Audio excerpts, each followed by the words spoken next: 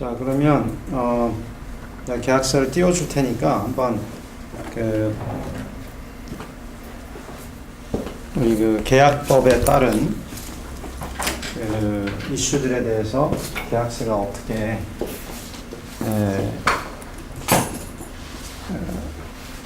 어떻게 대비를 하고 있는지 하나씩 한번 나와서 이렇게 설명을 한번 해보세요. 영광이니까 영어로 할 수 있으면 더 좋고. 자, 한번 해봅시다. 그러면은 Sample Franchise Agreement부터 예지가 보낸 것 같은데.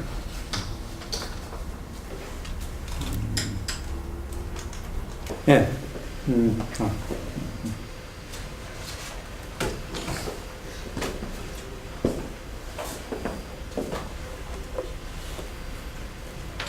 네, 그럼 나와서 한번 설명을 해보세요. 예를 들어서 formation,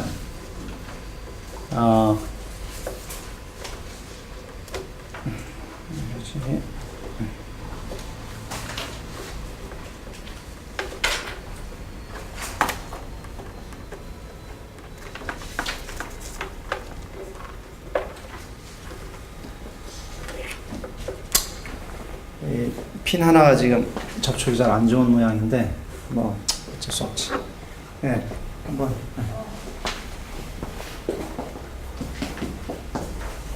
그냥 계약 전반에 대해서 설명하면 되나요? 그렇죠. 이제 그러면서 계약법의 요건들을 어떻게 충족시키고 있고 요건들 계약법 이슈들에 대비한 조항들이 있는지. 네. 그러니까 파워포인트를 보면서 하는 게 좋겠죠. 네. 그리고 이제 제일 중요한 게 이 계약의 컨시더레이션은 뭔지.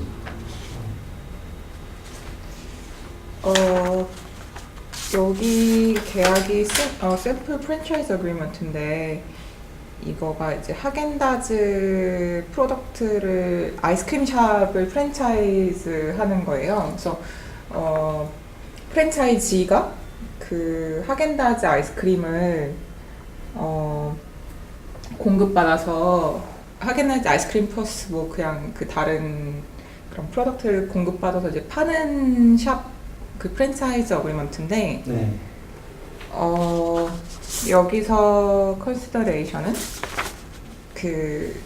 프랜차이즈는 일체의 어떤 시스템이나 이런 프랜차이즈 시스템이나 관리, 그다음에 유니폼, 색깔, 색채, 매니징, 매뉴얼, 그리고 또 전반적인 관리 시스템을 제공받는 거고. 프랜차이즈가. 네, 프랜차이즈가 그게 컨시더레이션이고, 그러니까 일종의 그런 관리 서비스를 다 총체적으로 받는 거라고 저는 이해를 했거든요. 그리고 이제 매니저나 임플로이 같은 경우에는 어디 하겐다즈가 프로바이드하는 그런 트레이닝 시스템에 갈 수가 있어요. 그래서 거기서 이제 반드시 그게 받아야 되는 리퀘어먼트가 있어서 그런 것들을 이제 총체적으로 관리를 받고, 그 다음에 얘네들은 하겐다즈는 이 토탈 그로스 프로핏의 4%를 받아요. 로얄티로. 그래서 계속해서 4%를 받고, 그 다음에 처음에 가입할 때는 3만 불을 받는데, 여기 찾기가 되게 힘든데, 여기 보면은 처음에 들어갈 때 이제 새로 가입하는 프랜차이즈랑 그 다음에 양도받는 프랜차이즈 두 개를 나눠서, 그래서 두 가지가 좀 다른데, 그래서 새로 가입하는 프랜차이즈의 경우에는 3만 불의 가입비가 있어요. 그래서 10,000불, 이거를 하여튼 10,000불을 먼저 선입금하고, 그 다음에 within 15 days 2만 불을 주면 이제 거기서 이제 가입비가 되고, 거기서부터 이제 계약이 시작되는 건데, 여기에 계약의 효력 이른 그날이에요. 실제로 비즈니스 오픈한 당일, 당일이 그 계약의 효력 발생일이라고 봐서 그다음에 그 계약 기간은 10년이고 10년 동안 이제 유지가 되는데 그 10년 동안 유지되는 조건은 이제 그 하겐다즈에서 요구하는 그런 세니터리 요건, 뭐 매니징 요건, 뭐 이런 것들이 다 충족하고 있을 때, 그 정기적으로 인스펙션도 받고 이런 것들을 받을 때 이제 그 10년이 유지되는 거고 그 다음에 10년을 또 갱신할 때는 그거는 이제 다시 합의를 본다는 텀이 여기 또 들어가 있어요. 오케이. 이제 그런 설명은 이제 그 비즈니스맨으로서 이제 이제 하는 거고 이제 법적으로 이제 살펴보면 우선 지금 뭐 관리를 해준다고 했는데 네. 사실 그게 다 프랜차이즈가 따라야 될 의무잖아요. 네. 교육도 사실은 프랜차이즈가 받을 권리가 있는 게 아니라 지금 받을 의무고, 그죠? 네. 그러니까 프랜차이즈는 그 컨시더레이션이 그런 그러니까 컨시더레이션이 없는 것처럼 보여요. 왜냐면은 프랜차이저 하겐다스가 요구하는 대로 다 따라야 되고 프랜차이즈가 하겐다스가 와서 교육받으라면 교육 받아야 되고 그리고 돈도 내야 되고 그럼 뭔가 이제 컨시더레이션이 뭐 딴 게 있을 거거든요. 그게 뭘지 한번 생각을 해봐야 되고. 네. 저는 그 개인적으로 이 컨시더레이션, 그러니까 이 계약 자체를 네. 다 읽어보면 네. 되게 프랜차이즈한테 되게 좀 불리한 계약서라고 생각했거든요. 제가 볼 때는 근데 유불리를 떠나서 네. 유불리를 떠나서 여튼 이런 계약이 샘플 계약서가 돌아다닌다는 거는 네. 뭔가 지금 그 바르긴이 있으니까 기브 앤 테이크가 있으니까 이 계약이 체결될 거 아니에요? 그리고 그런 기브 앤 테이크가 있으니까 있기 때문에 이제 컨시더레이션 계약의 컨시더레이션 요건이 충족돼서 이게 유효한 계약이다라는 합의가 있어서 다들 계약을 체결하는 거고. 그럼 그게 뭘지 한번. 그러니까 저의 약간 이해와 해석으로는 이게 개인적으로 어떤 아이스크림 숍을 운영하기에는 정기적인 프로모션 세일즈나 그다음에 이게 또 로컬 프로모션이 있고 또 무슨 전미 프로모션 게 있더라고요. 근데 그것도 매달 프로모션의 뭐 12분의 1을 꼭 분담해야 된다 뭐 이런 조항도 그것도 있어요. 돈 내야 되는 조항이잖아. 네, 근데 조항이잖아. 한편으로 보면은 자기가 일부러 계획해서 뭐 마케팅, 세일즈 뭐 이런 사람들을 전문가를 투입해서 자기가 하는 것보다는 사실 이렇게 전문적으로 해주는 거 저희는 분담하는 게 훨씬 더 세일즈 만드는 데는 좋지 않는가라는 기회였어요. 그래서 전반적으로 그냥 샵을 차려놓고 어떤 매니징 룰에만 따르면 그리고 계속해서 프로핏은 나오고 그리고 그다음에 그 제한적인 지역 서로 이렇게 분담하는 지역을 해줘서 오케이. 그거 한번 찾아봐요. 그럼 그게 어디 있는지.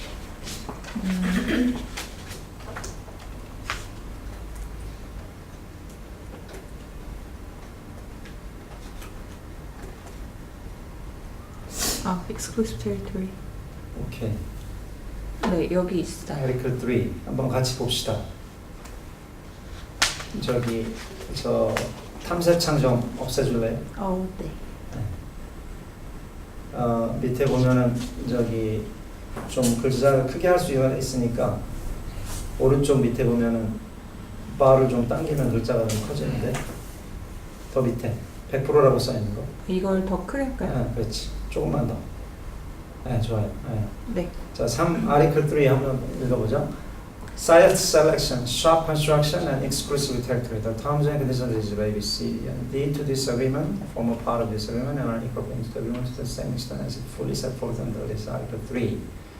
이렇게 하고 3.1 If this agreement was issued in connection with the new Häagen-Dazs shop, then the shop premise will be designated under the terms of Exhibit A. If this agreement was issued in connection with a successive term franchise, then the shop premises are designated in Exhibit D.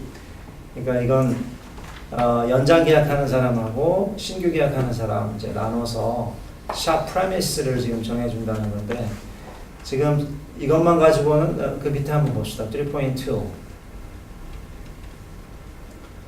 저기서 franchise will adhere to 이렇게 돼 있단 말이에요. 네. To shop companies procedures and requirements. 그러니까 저것도 프랜차이즈 의무예요. 그러니까 저것도 컨시더레이션이 안 돼. 더 내려가 봅시다. 저것도 프랜차이즈 shall 뭐 이것도 프랜차이즈 shall C. 3.3 한번 다 보여줘보세요. 3.3 If the parties acknowledge and agree that the exclusive territory will be determined by a shop company in accordance with Exhibit C. In the case of a Häagen-Dazs, new Häagen-Dazs shop company will provide franchisee with written information sufficient to determine the exclusive territory, if any, using a document similar to Exhibit D, or some other form of written communication shop company considers appropriate when shop company designate the shop premise in accordance with Exhibit A. In the case of successive term franchisee, information sufficient to determine the exclusive territory, if any, is set forth on Exhibit D. 계약서를 지금 그러니까 독점 그러니까 총판 구역 보통 이제 독점 그 익스클루시브 디스트리뷰터를 한국에서는 이제 총판이라는 표현을 많이 쓰는데 그 총판 구역을 정하는 조항들이 이제 바깥에 계약서에 첨부 문서로 돼 있어서 지금 이 계약서는 안 나오는데 이제 사실은 저걸 다 봐야죠. 네. Exhibit A, B, C, D를 다 찾아가지고 그러니까 지금은 저것만 찾아오면은 그러니까 컴플리트한 계약서를 찾은 게 아니죠. 네. 그렇게 하고 Article 4도 한번 봅시다. Article 4. Subject to provisions of the shop company hereby grants franchisee the personal limited right and license to, during the term, operate the shop at the shop premises in association with the marks and in compliance with the system standards. 저기서 보면은 저기서 이제 grant, 그러니까 부여를 해주는 거잖아요. 저것도 중요한 컨시더레이션인 것 같아요. 왜냐하면 하겐다즈 가게를 하면서 하겐다즈 상표를 쓸 수 없으면 아무리 하겐다즈 프랜차이즈라고 뭐 소리 높여서 얘기를 해도 사람들이 안 올 거 아니에요. 사실 사람들이 전화해서 뭐 거기 하겐다즈 프랜차이즈 계약 있습니까? 라고 물어보고 오는 게 아니라 그냥 지나가다가 프랜차이즈 상표를 보고 들어오는 거잖아요. 그래서 저기서 보면은 어떤 권리를 지금 줬냐면은 operate the shop in association with the marks. marks가 보면은 상표일 거라고요. 그래서 상표와 연관 지어서 그 샵을 운영할 수 있는 권리를 받은 거죠. 그래서 프랜차이즈 계약서에 보면은 이 저 상표권 사실 제 라이센스를 준 거거든요. 상표 라이센스. 상표를 사용할 수 있는 라이센스 준 거죠. 그래서 저게 이제 중요한 컨시더레이션이 되죠. 4조 더 볼까요? 4.1은 그렇고 4.2는 no right to relocate or conduct sales away from the shop. 뭐 저건 당연한 것 같고 그러니까 어느 지역에 상표를 받았다고 해놓고서는 이제 다른 거를 그 다른 곳에 점포를 열거나 이렇게 하면 안 된다는 거고. 예. 오케이. 그러면 컨시더레이션에 대해서는 이제 얘기가 된 것 같고, 그러니까 그 많은 돈을 주는 이유는 제가 보기엔 두 가지예요. 하나는 상표를 쓸 수 있는 권리하고, 그리고 그 권리를 어떤 지역을 정해놓고 독점적으로 사용할 수 있는 권리. 여기서 독점적이라는 거는 하겐다스도 그 지역에 못 들어오는 거예요. 하겐다스 스스로도. 하겐다스도 그 안에서 하겐다스 상표를 걸 권리를 포기하는 거예요. 그 걸 권리는 누구만 갖냐면 바로 프랜차이즈만. 이게 이제 키 컨시더레이션. 그러면 consideration 말고 다른 계약법 다른 요소에 있어서는 어떤 조항들이 있는지 한번 살펴볼까요? 이게 만약에 예정된 그 약속된 시간에 오픈을 하지 못하면은 우선 차례대로 해제- 포메이션이 먼저 돼야 되니까 포메이션이 그럼 언제 이루어지는지 그러니까 effective date이 아니고 언제 효력을 발생하느냐와 관계없이 언제 계약서가 이제 완성이 되는지 formation, offer and acceptance가 언제 이루어지는지 그건 어딜 보면 될까요?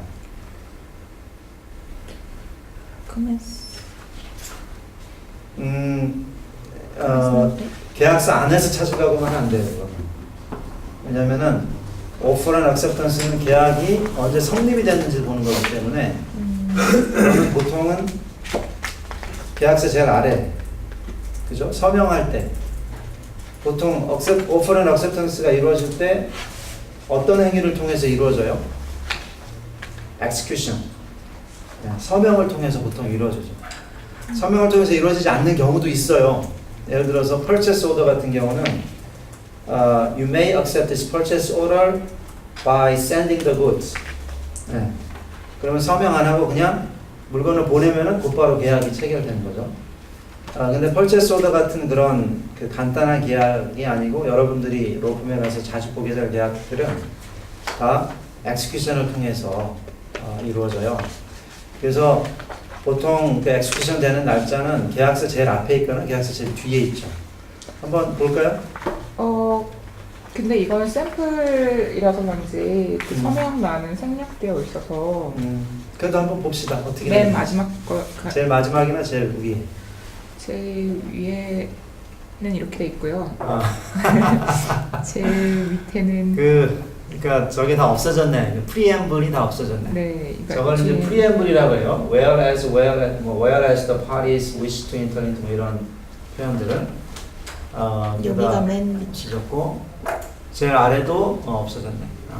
그래서 제가 여러분들한테 진짜 계약서 찾아보라고 한 이유가 이 실무에서 실제로 어떤 상황에 맞닥뜨릴지를 여러분들이 이제 어떤 분은 그 시험에 나온 무슨 계약서 찾아왔다는 얘기를 들었는데 그것도 사실은 저기 진짜 계약서는 아니기 때문에 그렇고 여튼 그럼 오프라인 학습에서 그냥 넘어가고 그럼 capacity 보려면 뭘 봐야 돼요? capacity 써있는 사람의 직함. 그렇죠. 근데 여기 없죠. 네. 그럼 그것도 넘어가고 자 그 다음은 그러면 컨디션 그래서 계약이 효력을 갖게 되는 컨디션이 뭐가 있나요? 계약에? 그건 이제 계약서 안에 내용을 보면 되죠. commencement date이라고 is set for set forth on the exhibit D라고 돼 있죠. 네. 근데 exhibit D를 모르니까 우리는 컨디션이 뭔지 알 수가 없는 거죠 지금. 근데 아티클 5점을 보면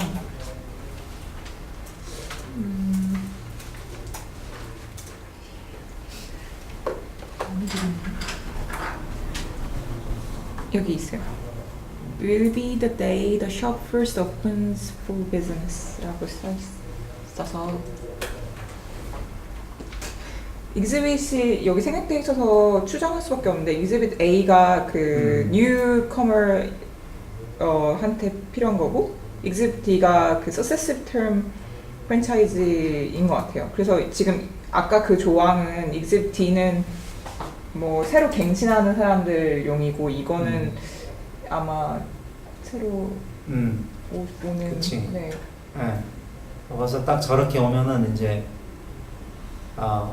이건 계약서 뭔가 잘못됐다. 하겐다즈에서 저런 거 보내줄 텐데 그럼 이거 계약서 지금 문제가 있다라고 해서 커멘트해서 다시 보내줘야 되는 거예요. 저런 거. 왜냐면 커먼스 데이시 The shop first opens for business라고 해놓고 밑에 보면 또 커먼스 데이시 exhibit D라고 돼 있고 근데 지금 신규 계약하고 연장 계약을 구분한다는 건 이제 우리가 그렇게 해석을 할 수 있다는 거지 지금 문구만 봐가지고는 서로 상충되잖아요. 네. 그래서 저런 것들을 이제 잡아내야 되는 거죠. 오케이. 그 외에 이 계약의 효력에 영향을 주는 조건이나 조항들이 있어요? 아, 이게 그 오픈 비즈니스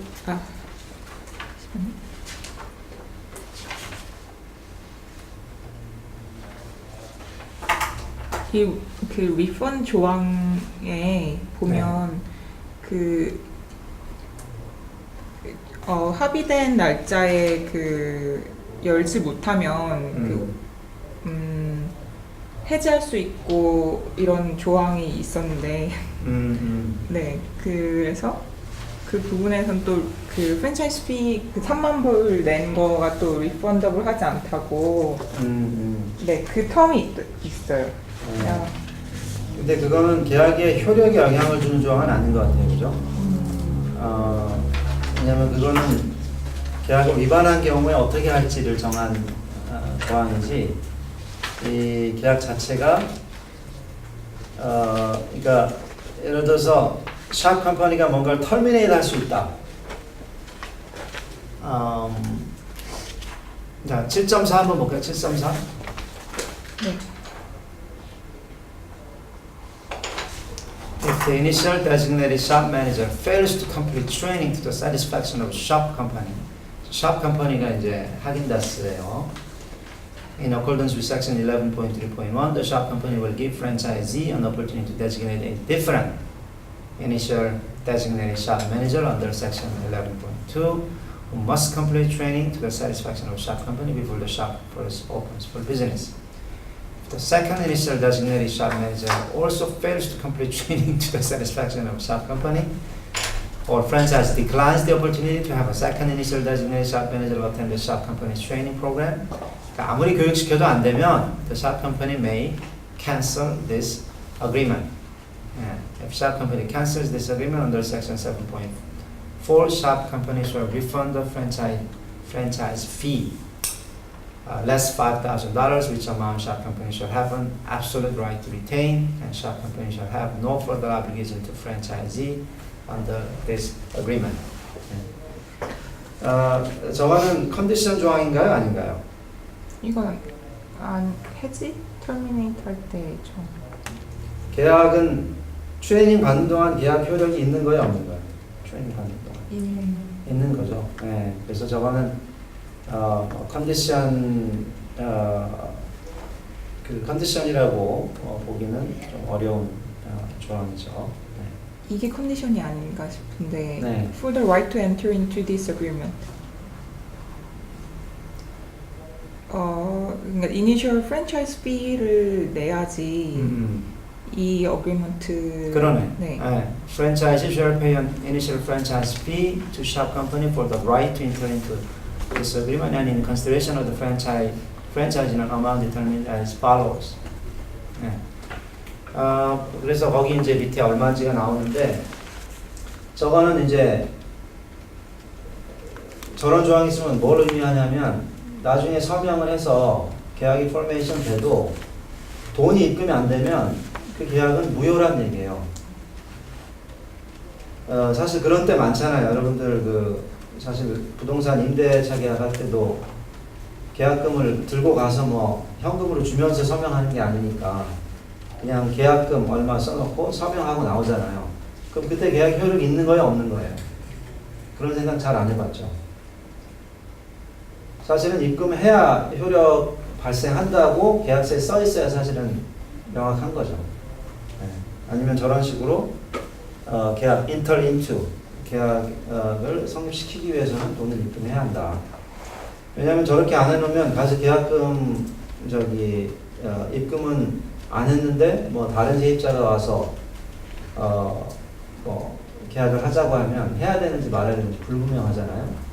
근데 그걸 확실하게 condition precedent로 만들어 놓으면 입금되기 전까지 계약이 없는 거나 마찬가지예요. 서명을 했었고.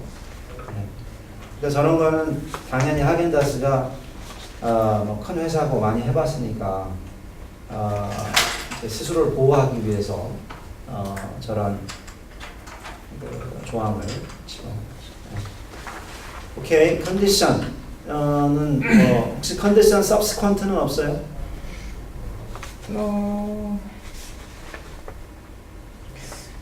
또는 제가 발견을 하지 못했어요. 네. 그래요. 어떻게 보면은 아까 그 교육을 충분히 받지 못하면 그러니까 교육을 합격하지 못하면 교육 프로그램 합격하지 못하면은 캔슬할 수 있다고 했잖아요. 캔슬은 터미네이트가 어떻게 다르죠? 캔슬과 터미네이트. 네, 캔슬은 계약이 없었던 것처럼 계약을 서로 하지 않았던 것처럼 이제 그대로 돌아가는 걸 캔슬이라고 하는 거거든요. 그래서 거기서 터미네이션이라고 안 하고 캔슬이라고 쓴 이유가 있어요. 그러니까 서로 아무런 관계 없는 것처럼 하겠다는 거예요. 대신 5,000불만 킵하고 이건 이제 트레이닝에 대한 어떤 보수겠죠. 그런 그거 한번 다시 한번 네. 찾아보실까요? 찾기에서 캔슬해서 하면 곧바로 나올까? 7.4 7.4번이네. 캔슬. 네, 그래서 네. 뭐 아까 읽었으니까 다시 볼 필요는 없고 거기 보면 cancels disagreement이라고 컬서 있는데 보면 저렇게 되겠죠.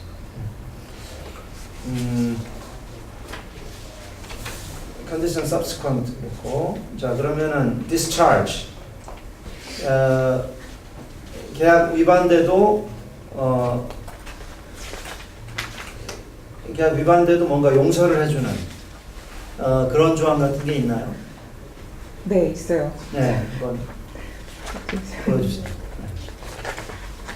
발표를 할지 몰라서. 아, 그렇지. 저는 가져오라 그러면 다 발표시키니까. 네. 왜냐면 다 공유를 해야 되니까 찾아온 걸.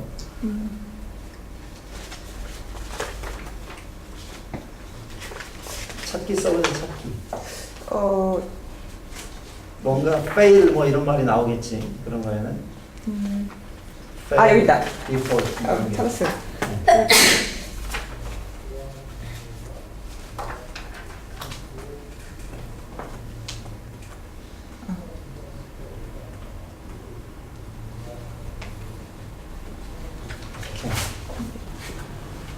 Franchises are its own expense, promptly and with any period reasonably specified by shop company, correct any violation of the system standard. If during an inspection, shop company identifies a violation of system standards, that is a recurrence of a previously identified violation of the system standard. 자, 이거는 벌써 violation이라고 그러잖아요. 네. 그거는 위반임을 서로 인정하고 들어가는 거거든요. 근데 이제 우리가 찾으려고 하는 거는 위반을 했어도 괜찮다고 용서해주는 그런 조항. 혹시 force majeure 조항이 있나요? force majeure. 그건 없었어요. 그래서 오케이. 더 이례적이라고 생각. 원래 그거는 있다고 다 하지 않으신? 아니 그 force majeure 조항은 항상 있다는 얘기를 제가 한 게 아니라 force majeure가 없어도 계약법상 impossibility of performance, impracticability of performance, frustration of purpose 이런 게 이제 적용된다 그런 취지였고 force majeure 조항이 없는 경우도 많이 있어요. 특히 프랜차이즈 어그리먼트 같은 경우에 프랜차이저 입장에서는 force majeure 조항을 이제 넣게 되면 사실은 위반을 할 가능성이 있는 게 프랜차이저의 프랜차이즈예요. 계약 위반. 프랜차이즈가 계약 위반할 가능성이 높죠. 프랜차이저는 사실 앉아서 돈만 받으면 되잖아요. 물론 처음에 교육시키는 것도 있지만 그거는 뭐 뭔가 불가항력이 발생할 가능성은 별로 없고 사실은 프랜차이즈는 뭐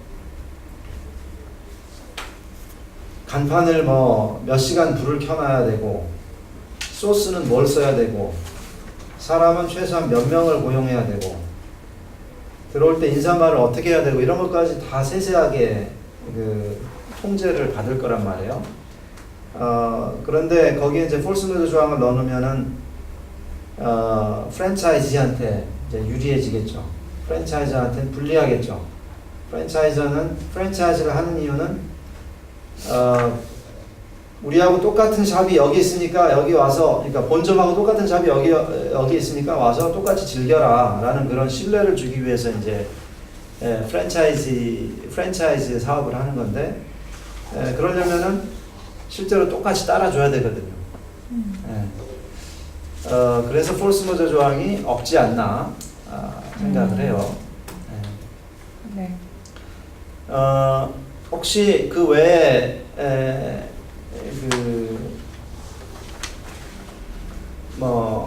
impossibility, impossibility. impracticability 이런 거에 관한 조항이 없나요? 제가 그 찾아봤을 때 없었거든요. 근데 오케이. 혹시 그래요. 네, 없으면 됐고, 자, 좀 이따 다시 볼게요. 네. 바톤 터치할 때. 그럼 그 다음은 이제 breach가 발생을 했을 때 time to cure. 그렇죠? 계약이 위반이 발생했을 때도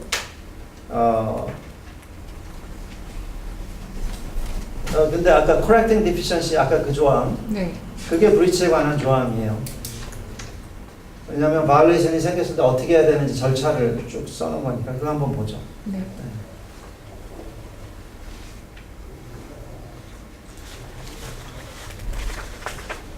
그냥 벌금도 되겠는데.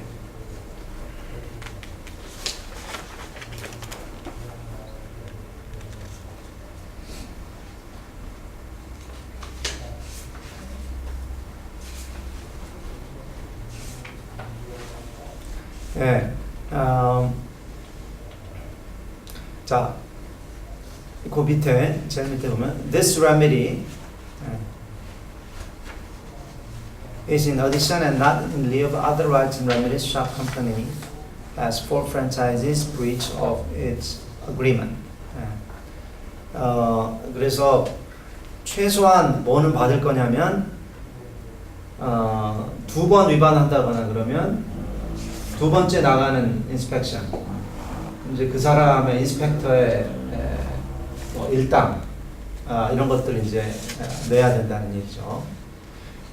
처음 그 위반했을 때는 어떻게 하는지에 관한 내용은 없나요? 처음 위반했을 때. 저건 이제 두 번째 위반했을 때 어떻게 하겠다는 건 것 같고. 없을 수도 있어요. 그냥 첫 번째 위반은 그냥 봐주겠다는 내용일 수도 있어요. 이제 그런 것들을 이제 포착을 해가지고 이제 의뢰인한테 알려줘야 되는 거죠. 그래서 한 번만 위반해도 이 프랜차이즈 잘리고 이러냐라고 하면 첫 번째 위반에 대해서는 아무런 얘기가 없는 것 같다. 두 번째 위반부터 저렇게 돈을 내야 되는 것 같다. 이렇게 설명을 해줘야 되는 거죠. 11조 한번 처음부터 끝까지 한번 좀 보여줘보세요. 11조. 정신없죠? 뭐 찾는데 자꾸 뭐 시키고. 11조 제일 위에는 어떻게 돼 있어요? 저 11조 이거 왠지 좀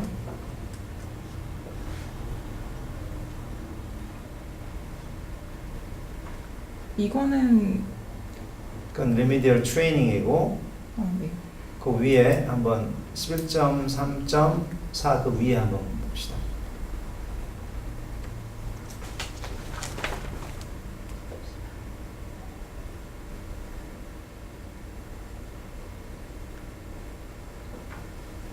Shop Operations Manual, System Standards에 관한 얘기구나. 그래. 더 밑에 그럼 내려가 봅시다. 더 밑에 Training, 더 밑에 Initial Training, 더 밑에 트레이닝 관한 거고 쭉 들어가서.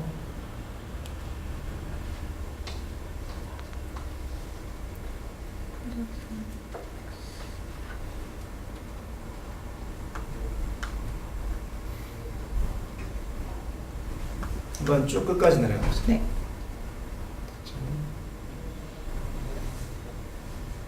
11.10은 우리가 본 거고. 네. 네, 계속 내려가보세요.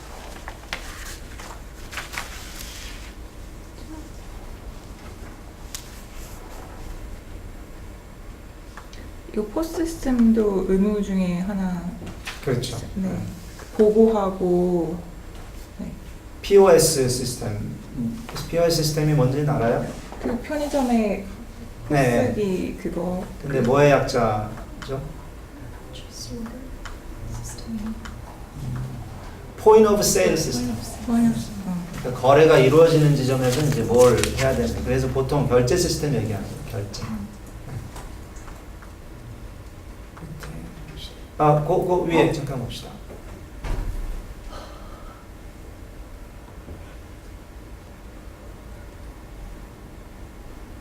네, 저게 이제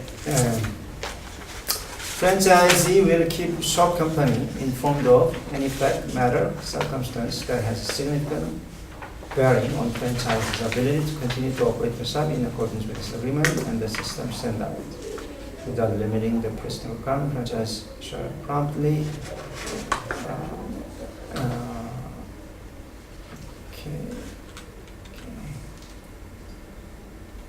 예, 이거는 이제 프랜차이즈가 프랜차이저가 주는 노티스가 아니라 프랜차이즈가 그 랜드로드, 그러니까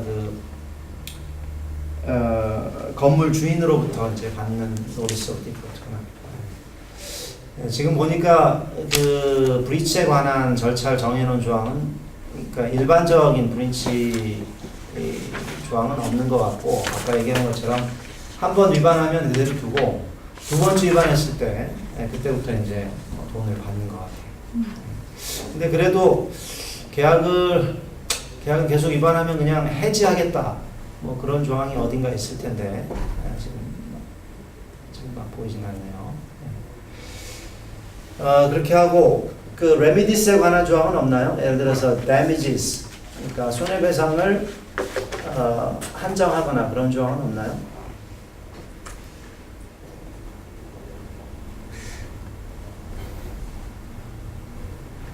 여기 liquidated damages clause가 있네. 네. 한번 더 뭔지 봅시다.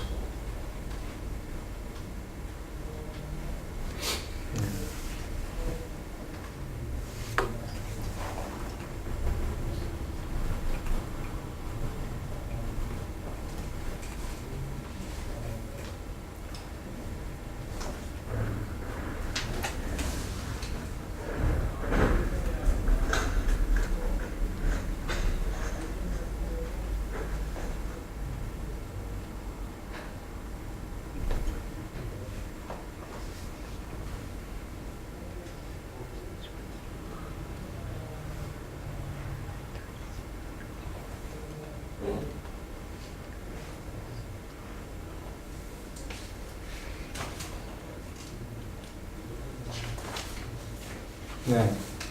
저는 결국에 이제 읽기 훈련을 엄청나게 해야 되는 건데, 저 이제 무슨 조항이냐면은, gross sales, 그러니까 gross라는 의미는 비용 같은 걸 빼지 않고 전체 그런 의미잖아요. 총 소득을 말하는 거죠. 사실 소득도 아니고 이제 sales라고 하면 총 매출 얘기하는데, 총 매출에 지금 곱해서 그 로열티를 내잖아요. 이때 로열티 조항 한번 봐요.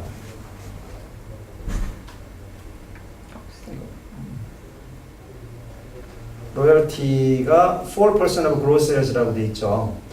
그러면 gross sales를 잘못 알려줄 수가 있잖아요. 프랜차이즈가.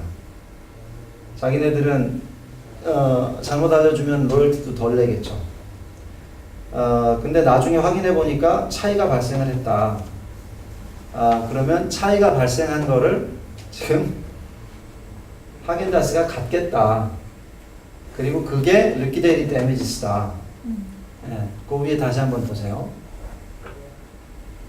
다시 올라가 보세요. Franchise agrees that this provision is reasonable and that the adjusted estimate of gross sales shall be deemed liquidated damages and not a penalty based on the difficulty of accurately estimating gross sales based on prior reporting period. 예. 여기서 페널티가 아니다라고 이렇게 강조해서 얘기하는 게 뭐냐면 영미법은 페널티를 위약벌을 인정을 안 해서 그래요. 그리고 reasonable 하다는 걸 인정한다라는 저 써놓은 것도 그런 거. 근데 저렇게 썼다고 해서 그러면 reasonable 하게 되는 건 아니에요. 그냥 이제 그 상대방에게 이런 것들을 고지했다는 걸 이제 명확히 해두려고 하는 거죠.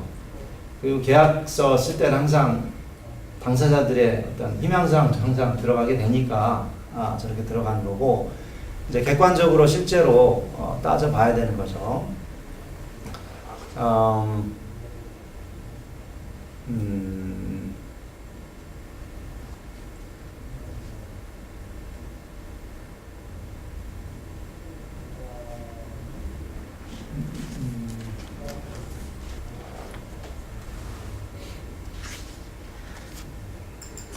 근데 조금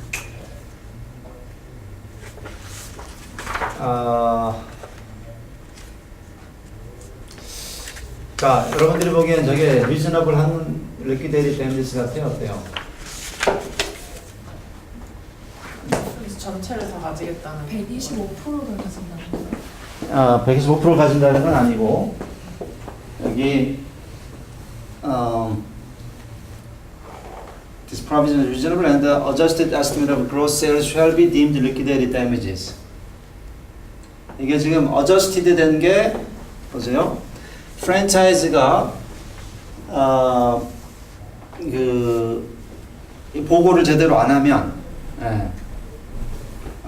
보고를 제대로 안 하면은 good faith estimate, 자기네들이 선의로 그 추정을 해가지고 거기에 125%를 곱한 거를 이제 adjusted gross sales로 정하고 그리고 거기에 맞춰서 이 invoice and collect만 그거 이제 4%를 이제 받아가겠다는 거죠.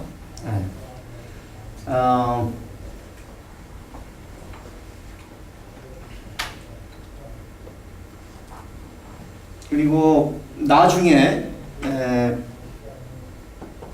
뭐 뒤늦게 프랜차이즈가 사실은 얼마다 라고 보고를 하게 되면은 뭐 parties to reconcile 협의를 해가지고 그 차이를 해소를 하겠지만 그러니까 30일 안에 그걸 안 하면 30일 안에 보고를 제대로 안 하면은 어떻게 된다는 거예요? 자기네들이 산정한 거에 125%가 그게 final and binding 된다. 근데 지금 얘기한 것처럼 adjusted estimate gross sales shall be deemed liquidated damage라고 하면은 어떻게 읽히냐면 그만큼을 다 가져가는 100% 다 가져가는 것처럼 이렇게. 그래서 아마 이거는 제가 보기에는 오타인 것 같아요. 하겐다스도 그런 뜻은 아니었을 것 같아요. 아마 이제 여기다 쓰려고 했던 거는 the royalty calculated based on adjusted estimate gross sales shall be deemed liquidated damages. 보고를 제대로 안 한 것에 대한 보고를 제대로 안 해서 지금 위반이 발생했으니까 그 위반에 대한 손해배상 예정액은 그 자기네들이 추정한 액수에 따라서 나온 로열티가 된다. 그런 내용인 것 같습니다. 그 외에 레미디에 관해서 어떤 내용인지 보고 싶으면 레미디로 한번 find 해보세요.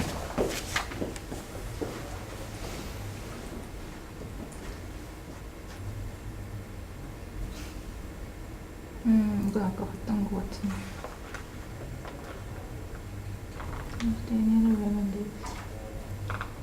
그건 아까 우리 본 거고 그 밑에. 이것도 본 거. 네, 그것도 본 거고 그 밑에. 이것도 봤네. 네, 그것도 봤네. 그 밑에. 그것도 같은. 그게 다 이제 지금 뭐냐면은 특별한 위반에 대해서 특별 손해배상을 정해놓고 그거 외에도 더 받을 게 있다라는 얘기 계속 지금 하고 있는 거죠. 네. 다른 표현으로 relief라는 표현 한번 넣어보세요. relief, 구제. 네, 없죠. 네, 좋습니다. 네, 수고했습니다. 네. 네.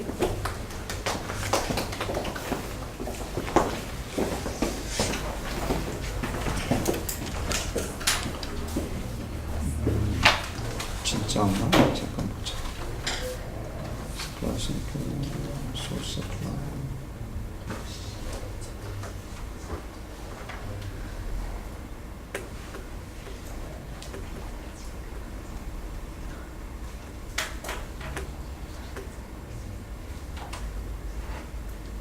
예, 이 계약서는 그 뒤에 우리가 이제 그 보일러 플레이트라고 부르는데 우리 다음 시간에 곧 배울 거예요. 보일러 플레이트. 보일러 플레이트이 뭐냐면 뭐라 그러지? 부대찌개. 예, 예. 부대찌개를 생각하면 돼요. 거기 뭐 다 집어넣잖아요. 야채, 뭐 먹다 남은 고기, 햄, 뭐 면도 집어넣고, 예. 그런 뜻이에요. 보일러 플레이트. 그래서 뭐냐면 중요한 계약 조항들을 다 정해놓은 다음에 여기서 로열티가 얼마고 이런 걸 정해놓은 다음에 법적으로 서로를 보호하기 위해서 그 법률, 그러니까 계약과 관련된 순전히 그 법률적인 보호를 위해서 집어넣은 조항들, 이런 걸 보일러 플레이트라고 해요. 그래서 거기 보면은 이제 대표적인 보일러 플레이트 조항이 뭐냐면은 dispute resolution, 그러니까 분쟁 해결을 어떻게 할 것인지, 준거법 어떻게 할 것인지, governing law, 네, 이런 것들이 이제 대표적인 보일러 플레이트 조항인데, 이거는 지금 제가 보기에는 하겐다스하고 계약하면 어떻게 되는지 알고 싶어하는 사람들을 위해서 보일러 플레이트를 다 빼고 이 엑기스만 좀 올려놓은 것 같아요. 네. 놓고, 자, 그러면은 다음 그냥 순서대로 할게요. 네. 먼저 보이는 순서대로.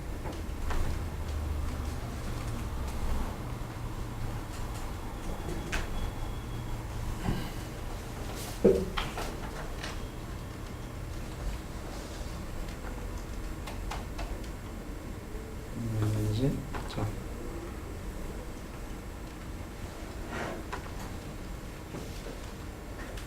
네, 좋습니다.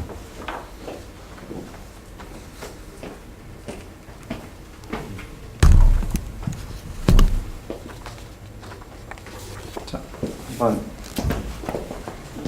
분석했던 것처럼 포메이션부터 차례대로 한번 짚어보세요. 네.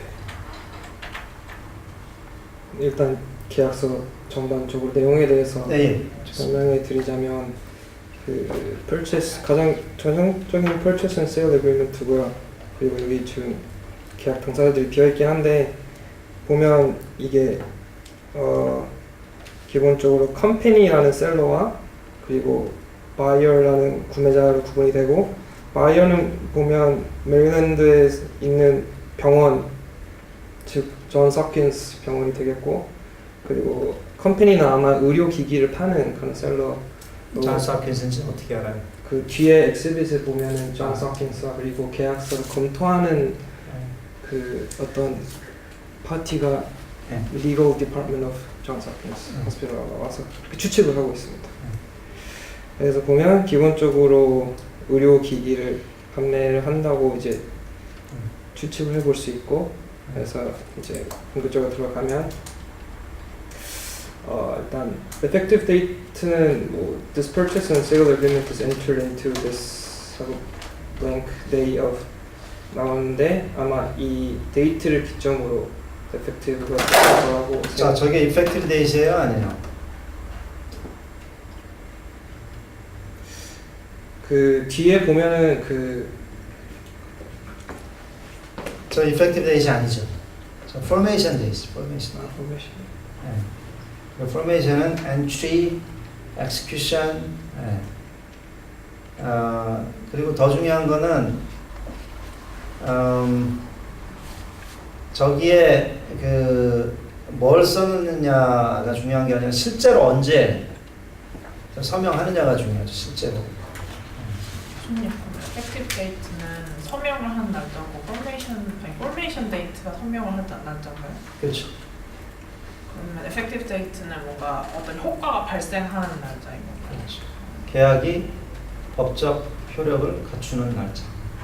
물론 계약서에 아무런 얘기가 없으면 계약서에 그 효력일을 뒤로 미루거나 그러니까 컨디션 프레시던트가 없으면 컨디션 서브스턴트는 뭐 어차피 효력 발생일에 영향을 주는 게 아니기 때문에 컨디션 프레시던트만 없으면 프레시던트라고 볼 만한 조항이 없으면 서명하는 날 곧바로 발생하죠.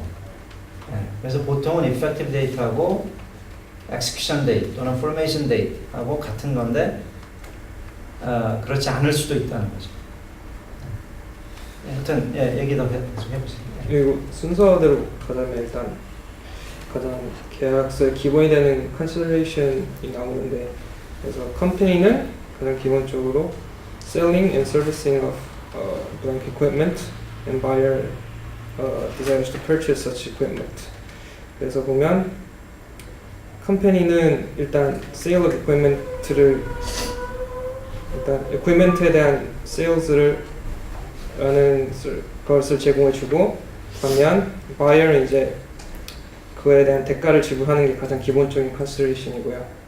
그리고 이제 추가적으로 페이먼트를 어떻게 해야 되는지 10%가 이제 그건 별로 그렇게 중요하지 절차가 않아요. 있고 그 다음 consideration은 이제 뭐 그 equipment가 buyer 쪽으로 delivery가 되면 그 시점에서 buyer는 equipment가 delivery가 되기 전에 이 equipment가 install 되기 위한 사이트를 미리 prepare 해야 되는데 그 preparation에 대한 responsibility가 buyer 측에 있고 반면 이제 그게 사이트가 제공이 된 이상 그 사이트에서 인스톨하는 모든 비용과 그런 서비스는 이제 컴퍼니가 responsible 한 상황이고요.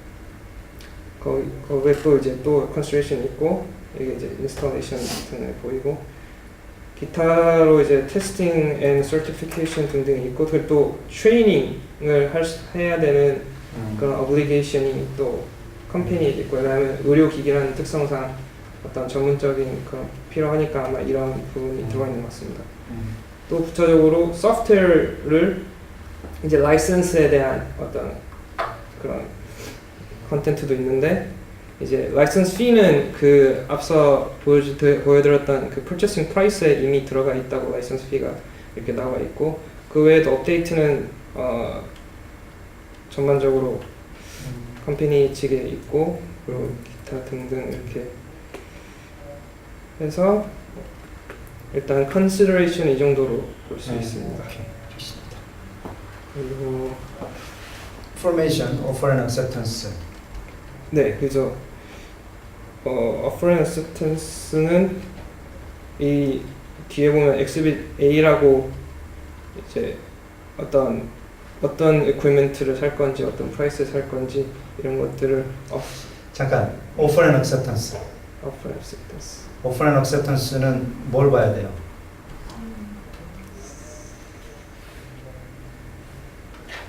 offer and acceptance가 어떻게 이루어지는지 보려면 뭘 봐야 돼요? 서명 페이지 봐요. 서명. 거기.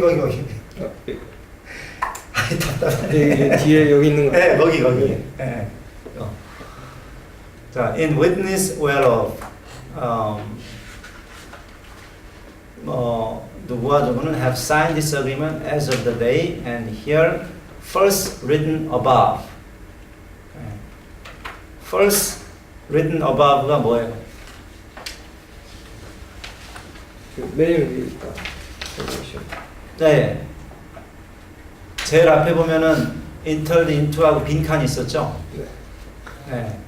그날을 말하는 거죠. 근데 그날하고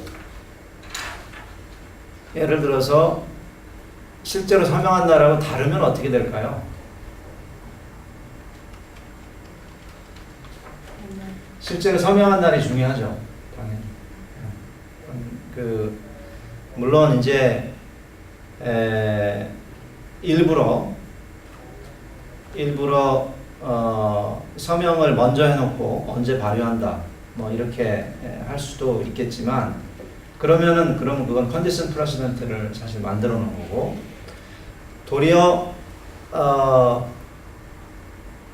날짜를 앞으로 해놓고 뭐 1월 1일이라고 하는 거 실제 서명을 뭐 1월 10일 날 하는 경우. 이런 경우에는 1월 1일부터 1월 10일 사이에는 계약이 있는 거예요, 없는 거예요? 없는 거죠. 그래서 네. 여기 counterpart라는 섹션이 있는데 여기서 this agreement shall be deemed fully executed and entered into the date of execution by the last signatory required hereby.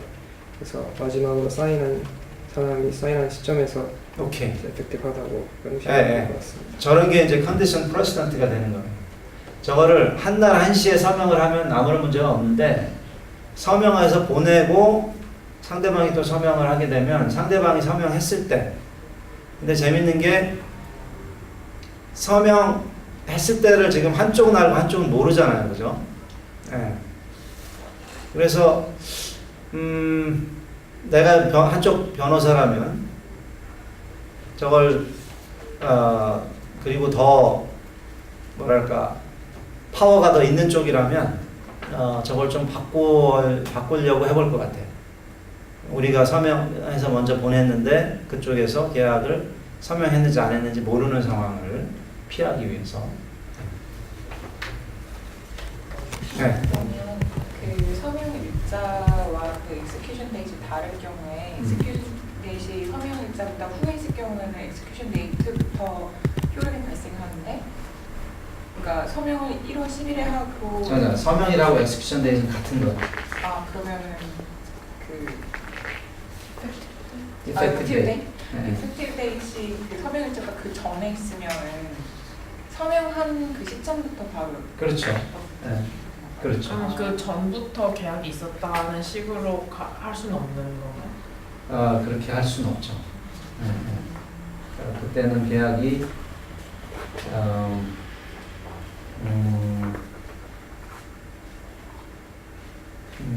그때는 계약이 없었던 거죠, 실제로.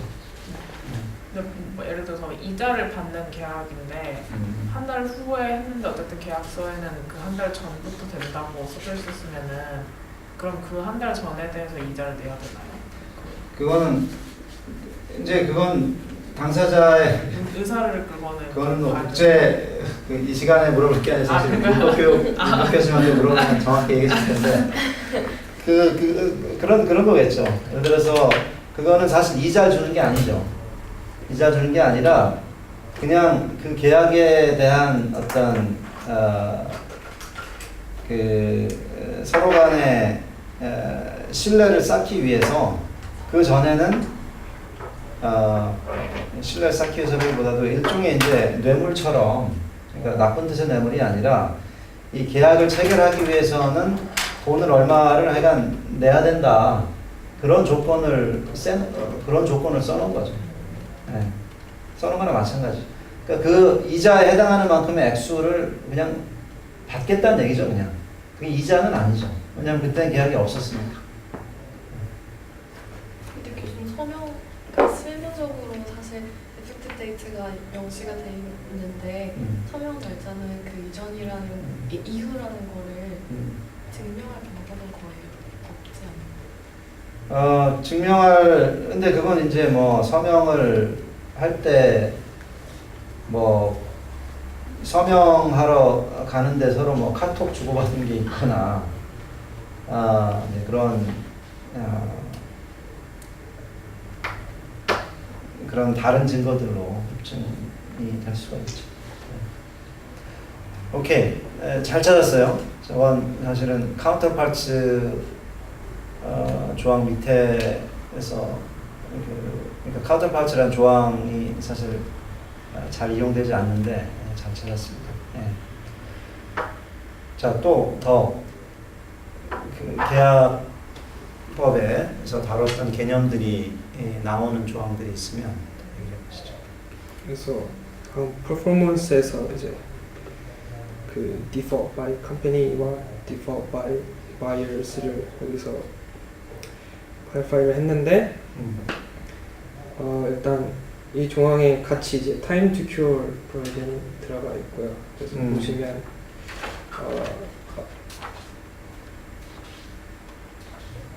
이런 식으로 디폴트가 발생하면 30일에. 네, 네. more than 30days가 네. 되어야 브리치로 되면 근데 이건 이제 브리치로 넘어가는 거, 브리치 넘어가기 전에 혹시 디스차르지 조항은 없어요? 디스차르지에 관한 force majeure나 뭐 impossibility 뭐 이런 거 없어요? force majeure는 없었고요. 네. 다만 이제 그 레메디 자체를 되게 not limited to anything이라고 해서 그건 브리치가 하는 거고. 근데 force majeure 조항이 없으면 이건 이제 purchase and sale이잖아요, 그죠? 그럼 언제까지 뭐 물건을 딜리버리 해야 되고, 만약에 물건을 공급해야 되는 입장이면은 force majeure 조항에 대해서 심각하게 고려를 할 것 같아요. 왜냐하면 몇 날 며칠까지 딜리버를 한다는 건 사실은 딜리버 어디서 어디까지 큰 물건을 갖고 가려면 다 자기가 할 수 있는 게 아니잖아요, 그죠? 중간에 뭐 사고가 있을 수도 있고, 하여튼 없다고 하니까. 그러면 레미디에 대해서 아니죠, 브리치에 대해서 더 얘기를 해보시죠. 아까 네, 그래서 브리치도 바이어 쪽을 보면 이렇게 결정이 되는데 말씀하신 것처럼 force majeure이 없어서 사실상 계약서 전반적으로 바이어에 조금 유리한 부분이 많다라고 생각을 했고요. 우선 time to cure가 며칠이에요, 그러니까? 다 그 앞서 보여드렸던 페이먼트의 단계별로 또 그 단계에서 그 어떤 디폴트가 발생했을 때마다 30일, 30days로 지정을 했고요. 그리고 다른 일반적인 위반도 30days고. 네. 네, 오케이, 좋습니다. 자, 그럼 레미디 얘기를 해보시죠. 레미디. 그래서 레메디에는 특별히 제한을 두지 않은 것을 볼 수 있습니다. May employ any remedy then available to it, whether at law or in equity, including but not limited to the following. 해서 보면 the following이 the core action to enforce performance, 또 termination, 그리고 또는 any other rights or remedies available. 라고 해서 다만 이제 제한을 둔 부분이 있긴 했는데 그 부분이 어디였냐면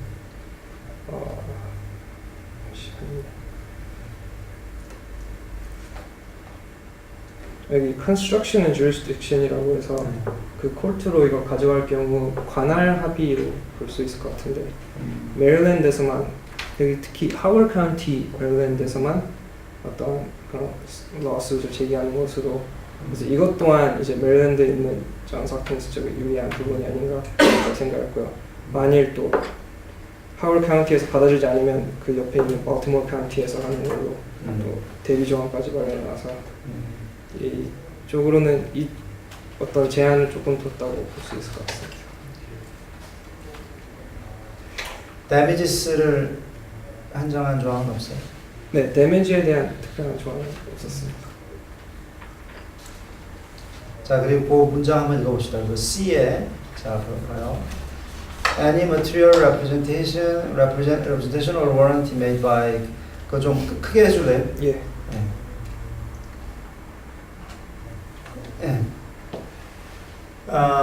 Is breached or remains incurred 그 밑에 in any default occurs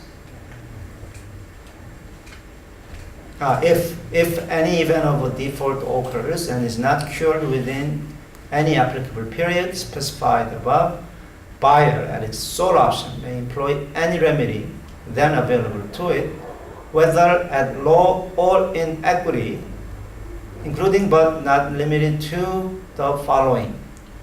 그 다음에 A, B, C가 나왔는데 A가 proceed by appropriate court action to enforce performance by a company of the applicable covenants, obligations of this agreement, and to recover damages for the breach thereof, and to enforce indemnification. B, terminate this agreement as to all. 그 다음에 C, 밑에 봅시다. Pursue any other rights reserved by under the laws of state of Illinois. 여기서 보면 여기 may employ any remedy then available to it, whether at law or in equity라고 돼 있잖아요. 이게 바로 equitable relief예요. 네. 그러니까 법원 명령도 받을 수 있다. 그리고 법원 명령이 얼마나 강력한 레미디인지는 제가 설명을 했죠. contempt of court, 그러니까 법원 명령을 어기는 거 그거 자체가 범죄가 된다라는 말씀 제가 드렸었죠. 그리고 자, 여기 보면은 그래서 에코노믹 릴리프가 당연히 이제 가능하다는 거고, 그것과 함께 proceed by appropriate action to enforce performance by company of the applicable covenants. enforce performance. 이거 뭐라고 부른다 그랬어요? specific performance. 계약을 이행하도록 강제할 수 있다. 원래 법으로는 계약 이행을 강제할 수는 없거든요. 단지 계약 위반하면은 손해배상을 받을 권리가 있는 거지 계약 이행을 강제할 수는 없는 거예요. 이건 헌법적으로 양심의 자유 뭐 이런 것들에 관련이 돼 있는데, 단 법원 명령이 그럼에도 불구하고 필요할 때 이제 법원이 명령을 한다는 거죠. 이행을 하도록. 그러니까 이거는 셀러가 이제 제공해야 되는 기계가 상당히 고가의 희귀한 기계고, 그게 없으면은 어떤 시술을 못 한다거나 이런 상황에 대비해서 이런 걸 넣어놓은 거죠. 근데 지금 상당히 바이어 쪽에 지금 강력하게 되어 있는데 17번 한번 내려가 볼까요? Default by buyer도 보면 in such event company at its sole option may employ any remedy then available to it whether at law or in equity. 뭐 이렇게 되어 있네요. 그런데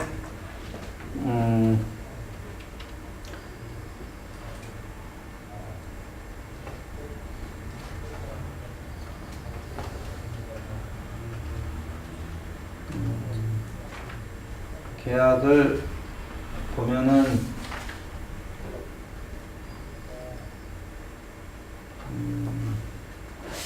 계약을 종료시킬 터미네이트할 권한을 저 위에 써놓고 밑에는 안 써놓은 게 조금 눈에 밟히네요. 내가 바이어 입장이라면, 아니 저 셀러, 그러니까 공급자 입장이라면, 물론 밑에 이제 pursue any other rights or remedies available to the company under the laws of the state of Maryland라고 이제 이 밑에 있지만, 그럼 이 뭐 계약법은 뭐 주가 바뀌어도 비슷하고 사실 나라가 바뀌어도 사실 비슷하니까 이 안에 뭐 다 들어갈 수 있다고 볼 수도 있지만, 나중에 계약 해석하다 보면은 B에는 이제 위엔 터미네이트 할 수 있다고 돼 있고 왜 여기는 없냐, 그런 레미리는 없는 걸로 합의를 한 거 아니냐 이렇게 해석될 수도 있거든요. 그래서 네. 자, 수고했습니다. 네.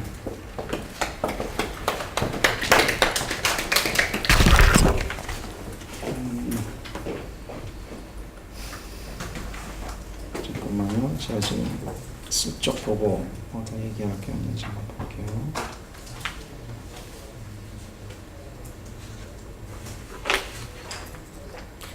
제 3자 관련돼서 요거 얘기를 안 했구나.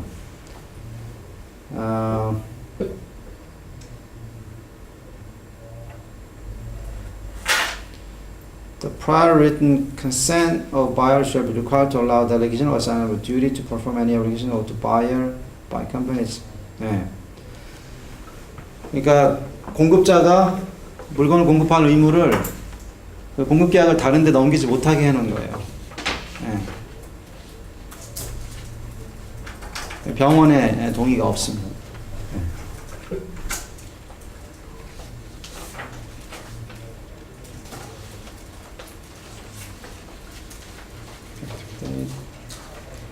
뭐 이거 말고 얘기하고 싶었는데 제가 안 물어봐서 얘기 안 한 거 없어요?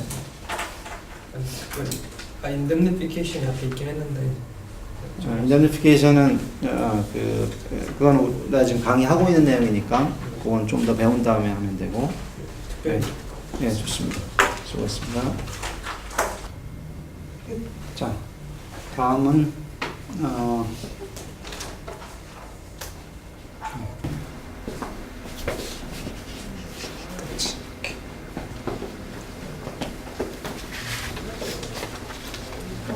전 연애 매니지먼트 계약을 찾아봤는데요.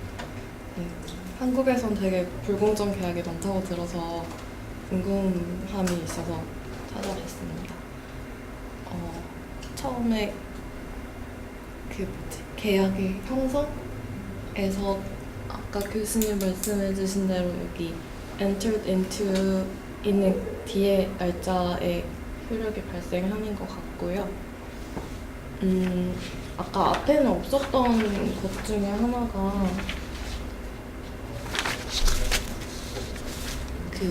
이게 캐패시티랑 관련되는 건지는 잘 모르겠는데 미성년자가 아니어야 된다는 내용이 있더라고요. 마이너가 아니어야 된다? 그래서 그게 혹시 행위 능력? 아 이게 지금 관련- 계약서가 아니라 계약서 해설서네. 네, 오른쪽에 제가 왼쪽은 계약서고요. 아, 오른쪽에 이런 커멘트가 있어서 참고는 좀 했어요. 아. 오케이. 예. 네. 그리고 포메이션 기본적으로 이거는 매니지먼트 서비스를 제공을 하고 여기서 매니저가 아티스트는 거기에 대해서 그 수수료 컴펜세이션을 제공을 하는 것을 기본으로 하는데 네, 사실상 매니저한테 좀 많이 유리하게 작성이 된 것 같아서 계약서상으로는 사실상 왜 아티스트가 이런 계약을 체결했는지 잘 모르겠지만 그냥 이 업계 특성상 매니저가 좀 더 갑의 위치에 있지 않나 하고 생각해 보았습니다. 컨시더레이션이 뭔 것 같아요. 컴펜세이션이라고 해서 여기 11 컴펜세이션은 알겠고. 제일 위에 반대쪽 컨시더레이션. 매니지먼트 서비스 그렇죠. 해가지고 쭉 나열돼 있는데 좀 구체적으로 명시가 됐다기보다는 대체로 뭐 중간에서 다른 데랑 연결해주고 뭐 서포트하고 뭐 슈퍼바이즈 한다는 식으로만 되어 있고 사실 이거 외에는 매니저의 그런 어블리게이션이 구체적으로 명시된 게 많이 없어서 이렇게. 네. 어찌됐든 뭐 유불리를 따지지 네. 말고 우선 컨시더레이션이 뭔지. 네. 컨시더레이션 확실히 있다는 거죠 지금. 네 있습니다. 네. 그리고 딱히 컨디션 저는 찾기 어려웠어요. 네, 왔습니다. 컨디션이 없고. 네. 그러면 디스차르지는. 디스차르지는 뒷부분에 나오는 우선 캐파시티 봐야지. 캐파시티. 포메이션과 관련된 거 우선 세 개를 네. 다 한번 짚어보세요. 여기 이게 실제 계약서가 아니라서 이렇게만 나와 있고 아까 말씀해주신 것처럼 여기 제일 위에 있는 날짜로부터 효력이 있다고 되어 있습니다. 제일 위에 있는 날짜에 서명을 했다라는 거죠. 서명을 했다. 네. 서명을 했다는 거고. 그래서 보통 그 위에 칸은 보통 항상 빈 칸으로 해놔요. 왜냐면 언제 서명할지 모르니까. 그래서 위에 한 번만 쓰면은 이제 되도록. 안 그러면 밑에 또 날짜를 쓰면 헷갈리잖아. 그죠? 그래서 그리고 캐파시티 문제는 발생을 안 할 것 같은데 그 이유는 뭘 것 같아요?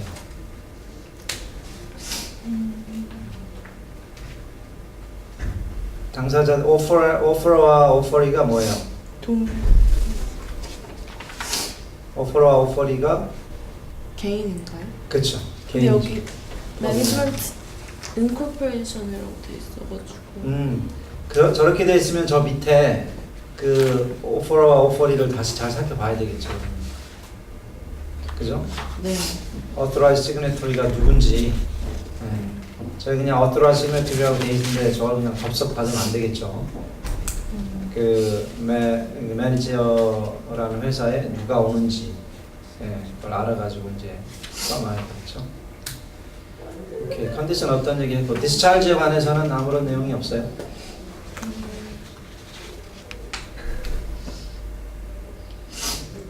디스찰지가 계약 종료 관련 브리치 포함하는 개념인가요? 그 전에 어... 계약 위반이 있어도 용서해주는 조항. 면책은 저는 찾지 못했습니다. 더 올라가 보세요. 혹시 웨이블 더 올라가 보세요. 더.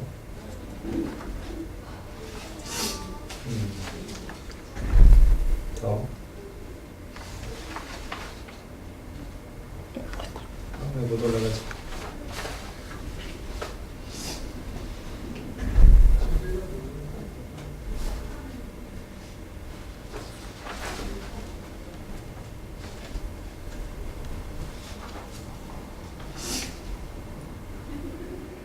쭉 올라가 보세요.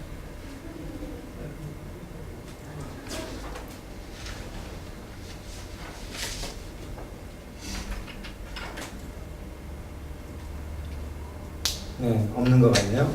예, 예. 그 컨시더레이션으로 돌아가서 네. 아까 이제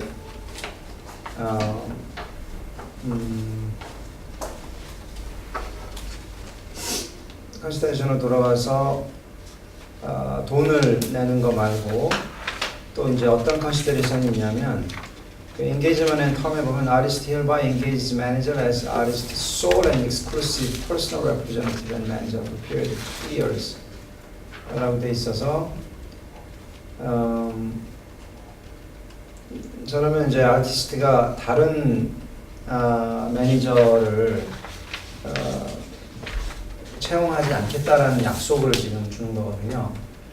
그럼 거꾸로 매니저는 아티스트한테 어때요? 그런 조항은 없어요?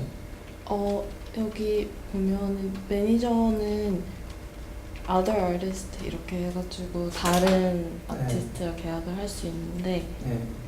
오케이. 아티스트는 exclusivity가 아예 명시적으로 네, 네. Artist shall not engage any other person from a corporation. 네, 좋습니다. 자, 그러면은 뭐 디스차르지에 관한 내용도 없고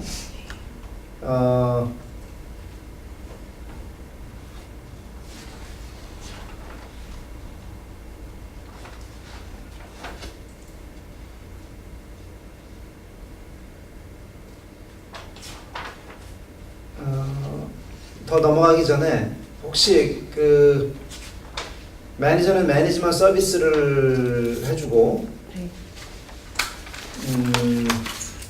매니저는 매니지먼트 서비스 해주고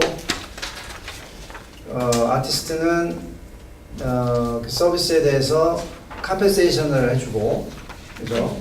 매출 그러면 얼마를 이제 가져가겠죠. 네. 근데 어떤 서비스를 제공해야 되는지에 대해서 구체적으로 뭔가 뭐 최소한 몇 명을 소개시켜줘야 된다라거나 뭐 이런 내용이 전혀 없죠. 네. 그래서 저런 계약서 같은 경우는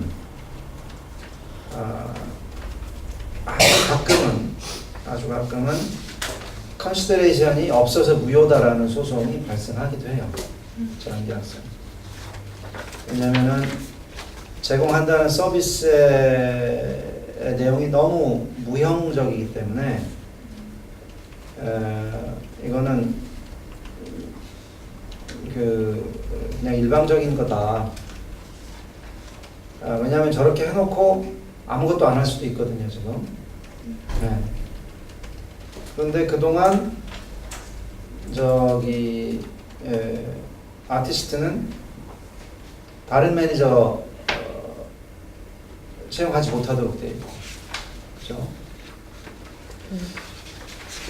그래서 그런 분쟁이 있을 수 있다. 매우 예외적이지만 실제로 그 미국 계약법 중에 가장 중요한 그 판결 중에 하나가 바로 저런 그 익스클루시브 에이전트 계약서에서 나왔어요. 그 레이디 더피 케이스라고 하는데 레이디 더피하고 레이디 더피가 그 모자를 아주 잘 만드는 여성이었는데 어떤 상인이 내가 그 모자를 팔아줄 테니까 나한테 익스클루시비티를 달라 라고 해서 이제 간단하게 익스클루시브 에이전트 계약서를 했는데 그 에이전트가 뭘 해야 되는지에 대한 조항이 아무것도 없는 거예요. 그러니까 레이디 더피한테 불리하게 돼 있던 거죠. 근데 불리하게 돼 있기 때문에 레이디 더피가 어떻게 할 수가 있었냐면 컨시더레이션이 없는 계약이다. 그래서 이 계약은 무효다. 라고 해서 이겼어요. 그래서 그런 상황이 발생할 수도 있다라는 거 염두에 두고 그러면 다음 그 레미디스에 관해서는 어떤 조항들이 있나요? 이거는 레메디인지 계약 효력 발생인지 조금 궁금했던 부분인데 네. 7번에 suspension 이렇게 해서 네.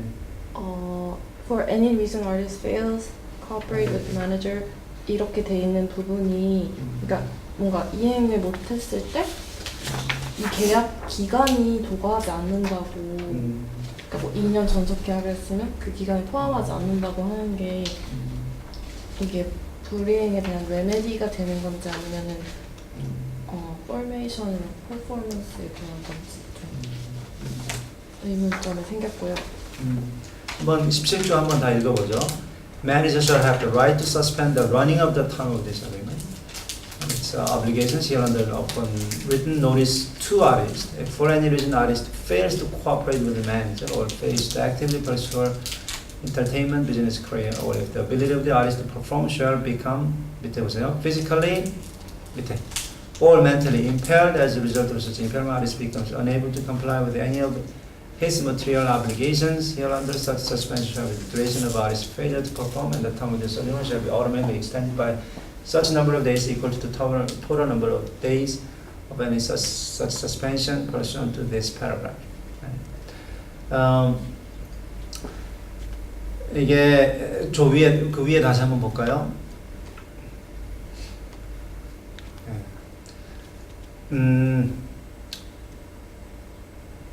이게 이제 true, 그러니까 진짜 그 discharge 조항이 되려면 manager shall have the right to suspend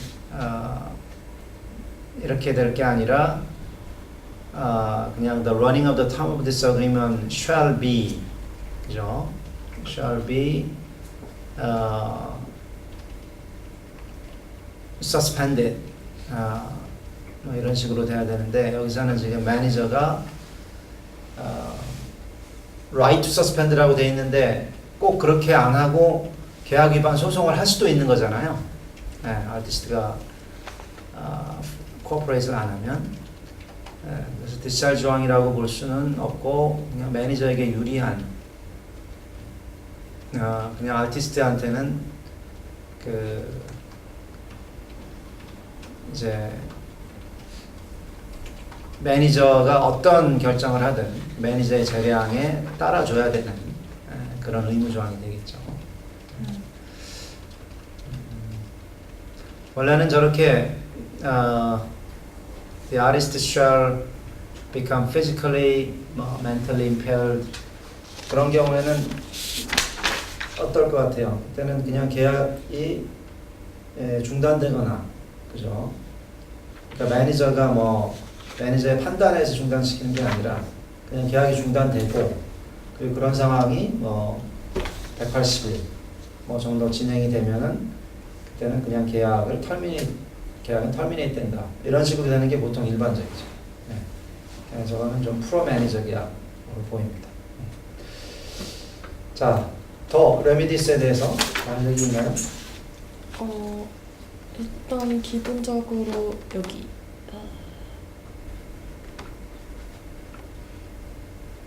24조에 22조에 뭐가 있나요, 우선? 네, 인정. 네, 21부터 해서 20번에 디폴트에서 나오는 게 여기 근데 왜 네. 번호가 다 거꾸로 매겨져 있네? 24, 23, 20 아. 이렇게. 그러게요. 제가 여기만 그래요. 오케이. 네. 여튼 네, 마지막에 보면은 그러니까 중간에 처음에 first give the party written notice라고 해서 서면으로 먼저 보내고 그 이후에 마지막 문장 보면 30일간의 그 time to cure를 주도록 되어 있습니다. 그리고 밑에 injunctive relief를 명시를 해놨는데 마지막 문장에 보면 다른 그 레메디를 거치지 않더라도 injunctive relief 할 수 있다고 해서 이게 waiver of defense인 것 같다고 생각했어요. 네. 아닌가요? 저거는 맞아요. 아니, 잘 봤어요. 잘 봤는데 뭐랄까 매우 프로 매니저 인 조항으로 보이네요. 그러니까 근데 여튼 뭐 매니저 입장에서는 어쩔 수 없죠.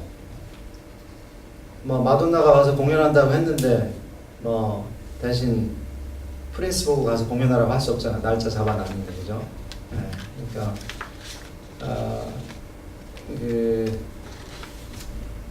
근데 그래도 실제로 저렇게 인정티브 릴리프를 그래야 돼 그렇게 하고 싶은 마음은 알겠는데 실제로 저렇게 실제로 이용된 조항 아닌 거죠 지금? 실제 계약서는 아니죠 저거? 샘플이 샘플. 꺾긴 합니다. 너무 불공정해서 내용 못 보고 그냥 골랐는데 읽다 보니까 네, 좋습니다.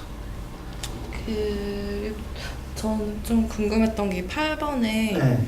이게 보면은 18번. 네 18번에 뭐 indemnify 할 수 있고 뭐 어떤 any claim 모든 loss damage liability 이런 게 쭉 나와 있는데 제목이 안 배웠던 개념이라서 이게 뭘 의미하는 건지. Representations and warranties는 번역할 때 이제 뭐 보증과 진술 뭐 이런 식으로 아니 진술과 보증, representation에 대한 진술, warranties 보증이라고 이제 보통 번역을 하고요. 계약 당시의 상황에 대해서 선언을 하는 거예요. 계약 당시 어떤 상황, 보통 계약서에는 앞으로 뭘 할 거다 이제 이런 걸 써놓잖아요. 근데 Reps and Warranties에는 지금 어떤 상황이다 라는 거를 계약의 한 부분으로 만드는 거예요. 그래서 그게 진실이 아닌 경우에는 계약 위반으로 본다. 이제 이런 식의 내용이 들어가는 거죠. 그래서 지금 저기에는 뭐 상당히 중요한 내용인데 다른 사람하고 이제 계약 안 했다라는 거 이거를 이제 Reps and Warranty 하나로 만들고 저거를 이제 위반한 경우에는 당연히 그 계약 위반이 되고요. Reps and Warranties의 진실이 아닌 경우 그러니까 어떤 사실이 그러니까 어떤 명제가 진실이 아니면 계약 위반이 된다. 그거는 뭔가 그 계약에 이제 조항이 필요한 거거든요. 네. 그래서 이제 좀 집어넣은 거고 밑에 이제 hold manager harmless indemnify manager from any all 이거는 매니저를 상대로 이제 다른 매니저가 소송을 하거나 이럴 수가 있거든요. 그래서 그때 보호를 해준다. 그래서 아티스트가 매니저가 그러니까 자기가 맺었던 이전의 계약 때문에 현재 매니저가 소송을 당하면 다 막아주겠다. 이런 내용입니다. 이건 그냥 계약의 내용이에요. 네, 계약의 내용. 제 3자 관계에 있어서는 어떤 조항이 있어요? assignment 조항이 여기 있는데 이것도 어느 누구에게도 지위를 양도할 수 있다고 되어 있어서 굉장히 긁어요. 네.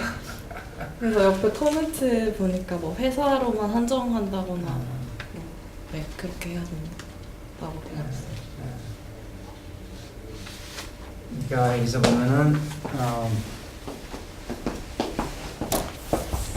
그러니까 아티스트는 누구한테도 이제 계약을 양도하면 안 되고 매니저는 양도를 해야 되는데 뭐 다 양도해야 된다는 건 아니고 corporation which has a regular business in the entertainment industry 다 할 수 있다는 거예요. including a corporation in which a manager is a principal. 그래서 이 principal이라는 거는 이제 대주주 뭐 이제 그런 취지예요. principal. 좀 이렇게 법적이지 않은 그런 표현입니다. 네, 좋습니다. 수고했습니다. 네.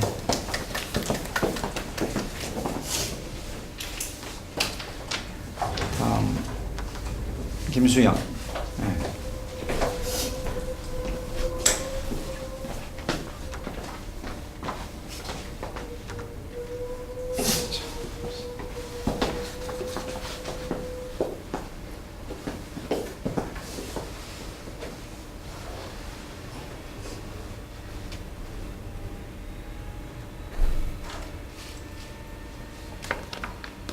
저는 노동계약서를 근로계약서를 하나 해봤는데요. 아무래도 근로계약서이다 보니까 뭐 오퍼러랑 오퍼리 뭐 그 둘이 이제 employer, employee이고 그다음에 뭐 이제 그들의 capacity에 대해서 아래 좀 봤더니 그래서 그냥 그 employer 같은 경우는 capacity에 의해서 약하지 않나 생각이 듭니다. 그리고 뭐 consideration은 당연히 이제 employment contract다 보니까 이제 그 employee는 그 자신의 포지션에서 그 뭐 instruction, 그러니까 employer가 하는 instruction을 들어야 되고 뭐 그리고 뭐 그 포지션에서 뭐 그 합리적으로 기대되는 사항들을 해야 되고 뭐 그런 식으로 돼 있고 근데 좀 특이한 게 그 페이먼트가 이 경우는 제가 뭐 뉴질랜드 정부 사이트 같은 데서 제가 갖고 왔었던 것 같은데 그 earnings가 entirely commission based라고 돼 있어서 이게 그러면은 뭐 성과급제인 건가 싶은 100% 생각이 성과급제. 생각이 드네요. 근데 임금이 뭐 없는 거죠. 그러니까. 네네 그러니까 시간급이 아니라 그냥 100% 성과급제인 것 같습니다. 네. 이 경우에는 뭐 그리고 컨디션은 이게 컨디션이라고 할 수 있을지는 모르겠는데 이제 프로비셔너리 피리어드가 있어서 어디더라 잠시만요.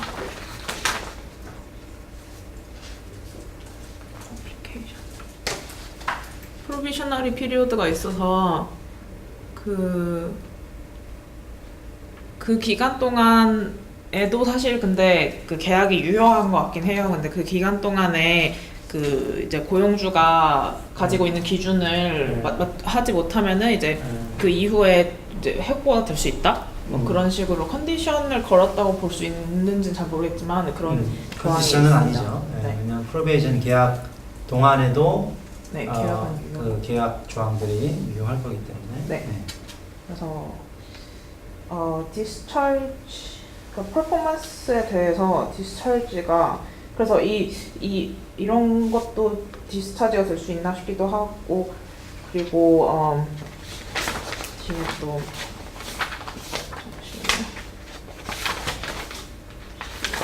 이런 것 디스차지라고 어떤 거? 그러니까 employer의 그 스탠더드를 하지 못하면은 곧바로 계약 위반, 네. 계약 해지를 하는 게 네. 아니라 you shall be subject to employer's disciplinary. 그렇죠, 그렇죠. 그렇죠. 네, 그렇게 볼 수 있죠. 네. 그러니까 곧바로 사실은 보통 이제 고용 계약들이 그런 식이죠. 네, 사람의 시간을 다 사는 거니까 와서 뭐 이제 employer 하라는 거 다 따라서 하라는 대로 해야 되는 사람의 시간을 사는 거니까 그만큼 못하게 돼도 계약에서 정한 대로 못하게 돼도 곧바로 계약 위반, 뭐 네. 당신 나가 이렇게 되는 게 아니라 disciplinary procedure, 징계 절차를 거치고 또 기회를 더 주고 이렇게 되죠. 예. 이 경우에도 이제 policy and rules가 있는데 뭐 그거를 지키지 않은 disciplinary action을 간다. 근데 뭐 거기에 이제 뭐 termination이 포함이 돼 있긴 하지만 뭐 그런 식으로 돼 있고 그리고 뭐 그 14번 조항에도 뭐 갑자기 오지 않거나 무단 결근을 하거나 뭐 그런 경우에도 근데 이 경우에는 terminated without 이 경우는 이제 그 완전 아예 그 계약 해지를 할 수 있다 그런 식으로 강하게 나가고 있는 것으로 보입니다. 네. Abandonment of employment. 그러니까 무단 결근을 3일 이상 하면은 그런 내용이에요. 저거. 계약을 해지하겠다. 브리치. 그럼 브리치에 대해서 별다른 내용은 없죠. 브리치에 대해서 그 계약 해지, 그러니까 termination, 그러니까 네. 계약 해지를 할 때 양측에서 그 2주 전에 written notice of termination을 줘야 되고 그리고 만약에 employee가 2주 훨씬 전에 뭐 한 달 전에 나가겠다라고 하더라도 그 한 달 동안 굳이 뭐 한 달 뒤에 나갈 사람을 데리고 있을 필요는 없고 뭐 2주 동안만 데리고 있어도 된다 약간 그런 식의 조항이 있는 것 같고요. 그리고 만약 2주에 그게 없으면 양측에서 그 2주의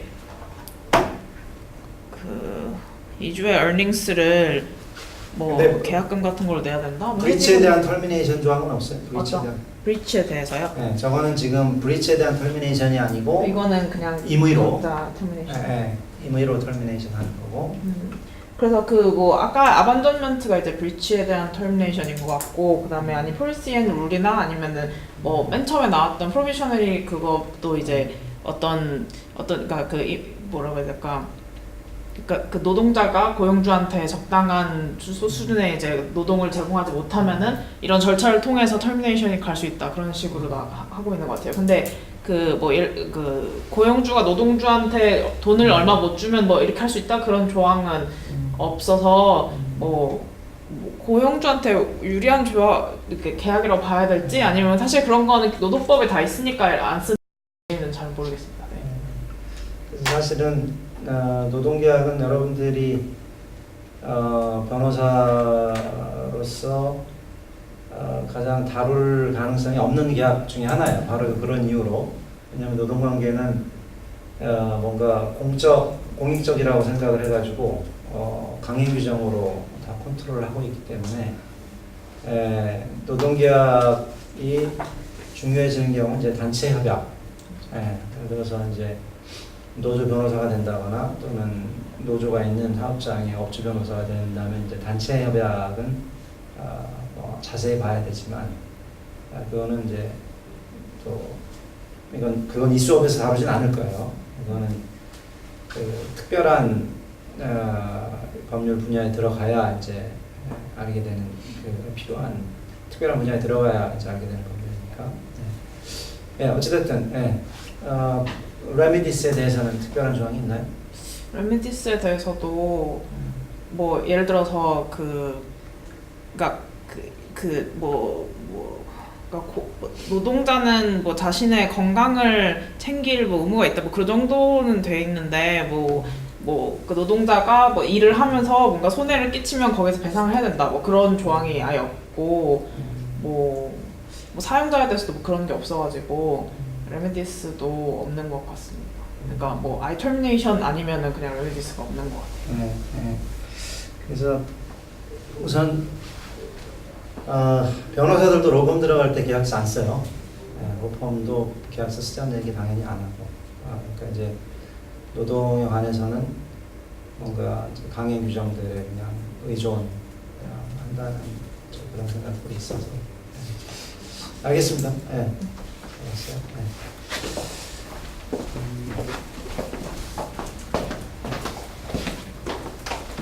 이시연 학생은 다음에 하고, 보자.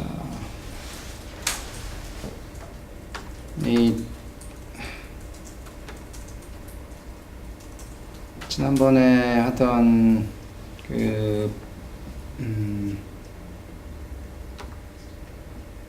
지난번에 하다만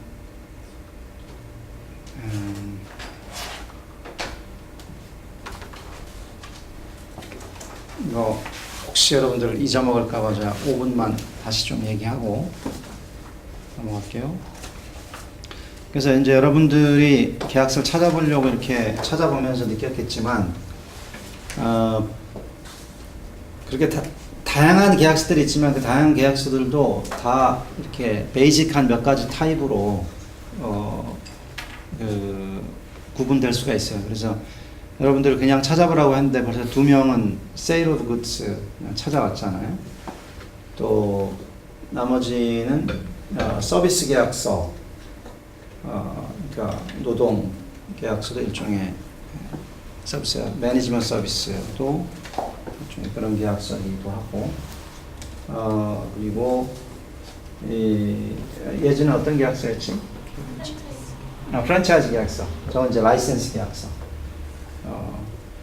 컨시더레이션에 보면은 사실은 제일 중요한 게 하겐다스 그 간판 걸 수 있는 게 사실 제일 중요하거든요. 프랜차이즈가 되면. 네. 그래서 그 상표 라이센스를 받아온 거란 말이에요. 그래서 그렇게 어떤 계약서든지 요 5가지 좀 베이직한 계약서의 하나로 일반화할 수가 있어요. 그래서 이 5가지에 대해서 여러분들이 딱 봤을 때 뭐가 중요한지 이런 것들을 배우게 되면 어떤 계약서를 만나더라도 잘 대응을 할 수가 있어요.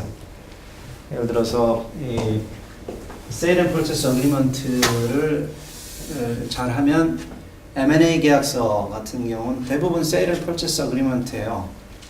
단지 훨씬 더 좀 복잡한 형태를 갖출 뿐 기본은 여튼 Sale and Purchase. 뭐를 세일하냐면 뭐를 Sale and Purchase 하냐면 바로 Sale and Purchase of shares. 지분. 주식을 말하는 거죠. shares라고 할 때는 이제 보통 지분을 말하는 거죠. 그래서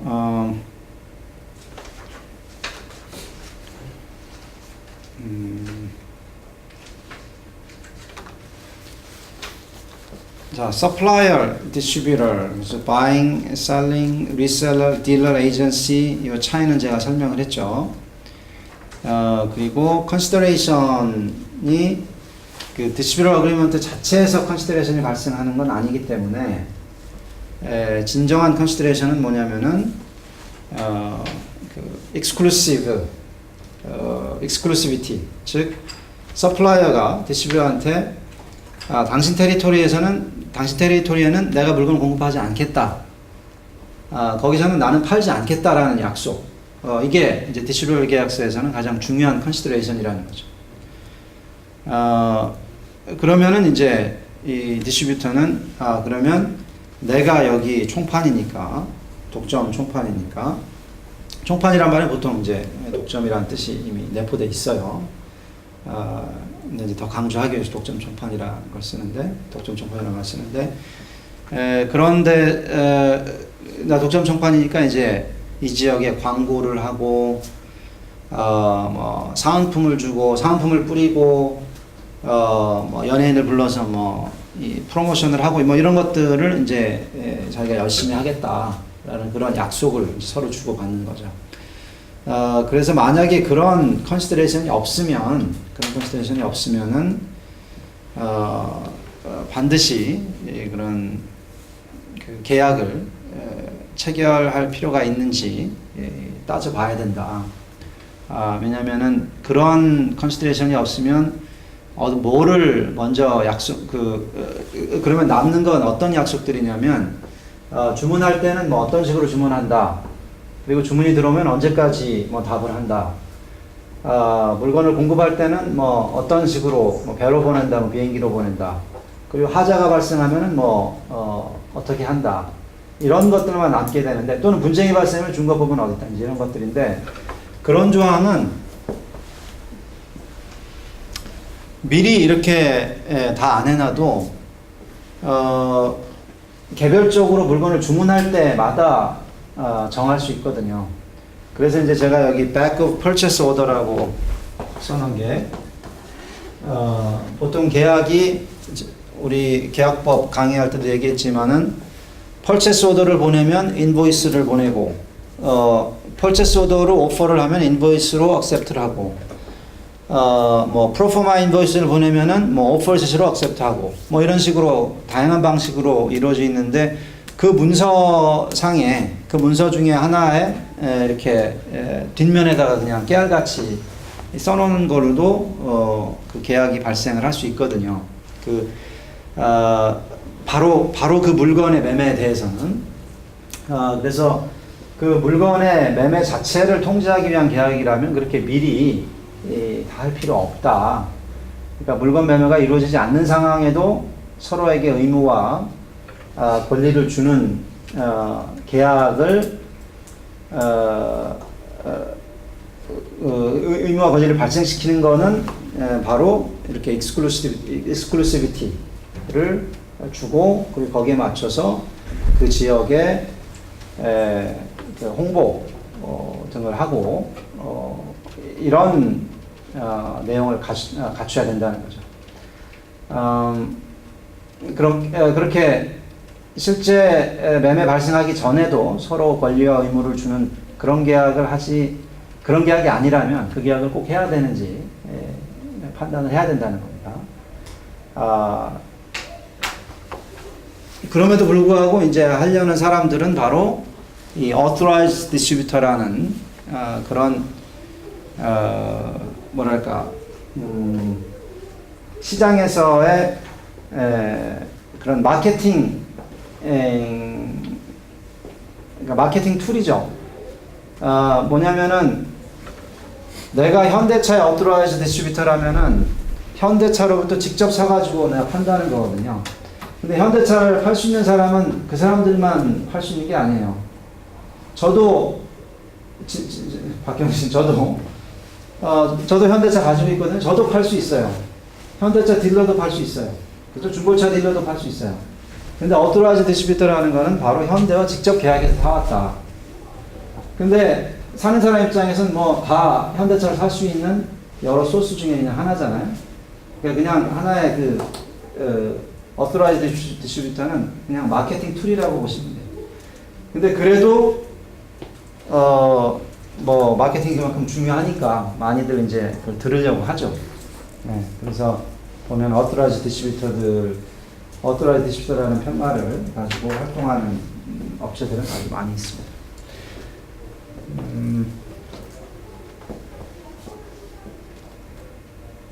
자, 계속 우리말로 하다가